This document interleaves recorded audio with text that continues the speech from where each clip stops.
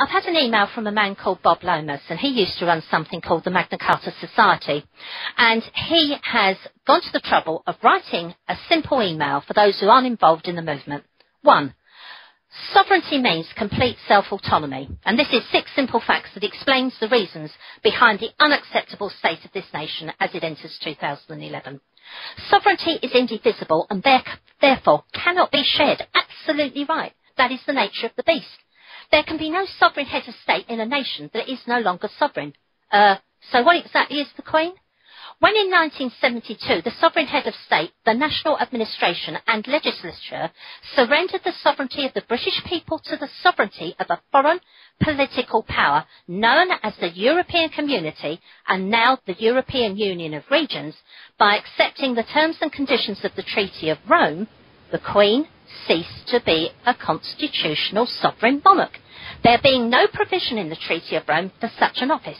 Thus the system of British monarchy was ended, there being no other form of monarchy recognised in this country. It is inconceivable that the Queen, as sovereign head of state and official governor of the nation, her ministers, advisers and privy councillors, let's not forget the privy councillors who also broke their oath, like every bloody one of them, did not understand the terms, conditions and the principle of the Treaty of Rome, particularly as they have also accepted the terms and conditions of subsequent European Union treaties over a period of 43 years. By accepting the terms and conditions of the Treaty of Rome, the Queen and Parliament agreed to abandon the legitimate constraints of the British Constitution and so dismissed themselves from office. Thus Parliament became an unlawful assembly, and as such, the ratification of the signing up to the Treaty of Rome by the European Communities Act 1972 had no lawful standing or legitimacy in British law whatsoever. Can you make it simpler? 9 out of 10 people walking the streets have never heard of that. People want to do something, but they are now so defeated they have really given up the battle before the battle started. The Morning Star here, and incidentally, in case anybody thinks I'm a real left-winger here, being unemployed for so many years, I cannot afford newspapers every day, and I've reached an agreement with a man who is also a resident on the estate where I live. I pay him £20 a month, he gives me his newspapers, and so he buys the Guardian and the Morning Star, and that's how I get some of these really interesting things, because like this now from the Morning Star, I've never seen this anywhere. One of our finest columnists over the last 20 years, Tony Benn, is well known for the directness of his published diaries, covering his time as a minister in the Labour cabinet during the Harold Wilson era.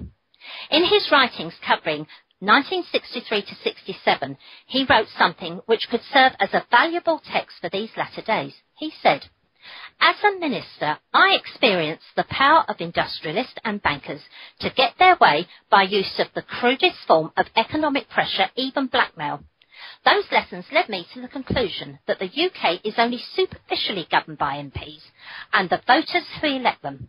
Parliamentary democracy is, in truth, little more than a means of securing a periodical change in the management team, which is then allowed to preside over a system that remains, in essence, intact. If the British people were ever to ask themselves what power they truly enjoyed under our political system, they would be amazed to discover how little it is." This stark statement has a remarkable resonance today. I couldn't agree more. It goes on. If anybody wants a copy of this, email me, I'll get it to you. The last one I want to make sure, because actually I've only gone through a third of the work I've got here. This is something that came out on the 4th of January in The Guardian. I'll say it twice, because believe me, I didn't believe it the first time I read it. Now this is The Guardian, 4th of January. High street banks employ hundreds of millionaires. I thought, yeah. Then it goes on. FSA revealed 2,800 bank staff got more than £1 million. I listened. I'm going to repeat that in a minute, but first I want to tell you, I listened to a programme on Radio 4 this morning where Ed the millipede was reminding everyone about the business of Cameron, Cast Iron Dave, you've got the referendum.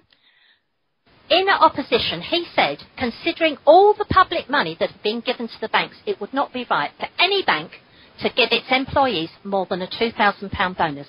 And bear in mind, you're saying here, these are failed people, they failed to do their job, and they still get bonuses. What they've said here is, the banks gave 2,800, that is 2,800, 2,800 of their staff £1 million. So we've given them one lot of money in our taxes, and we are all taxed. I don't care whether you're working or not, because the level of supplementary tax on everything you buy is so heavy. So we all pay that bloody tax. They took our money in taxes, and then they got bonuses, when they should have been paying us back the money they took. That was wrong. They should have been allowed to fail, and then they could have joined the ranks of the unemployed, and then enjoyed the privilege of being looked down on for being unemployed. It's absolutely disgusting. The regulator, not as tough as many critics had hoped. Oh, huge surprise. It really is disgusting. So I don't know. I really don't. When you can fail and then be given £1 million bonus, something seriously wrong, and I'm afraid that seriously wrong comes back to the fact that the people who are expected to pay, in essence, have no representation. That I've got a book here called Share the Inheritance, and this gives you a very easy to read idea of what English history is about, and the Constitution comes into it. In particular, they mention about a man called Stephen. He is an unknown hero of the English Constitution. Magna Carta would not have come about without him. It was his knowledge of history that got him looking into the treaties that came out under the Henry I and II. And that was when he realised, in law, not a fairy tale, in law, the king had to obey the law. That's what got the Magna Carta started. Next time, I want to tell you all about that. You're listening to UnitedWeStrike.com radio. Don't buy, don't comply. Ask why. UnitedWeStrike.com radio.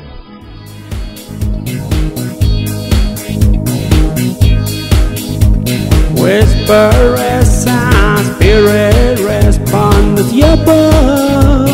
At the real world, no it is at a yabba.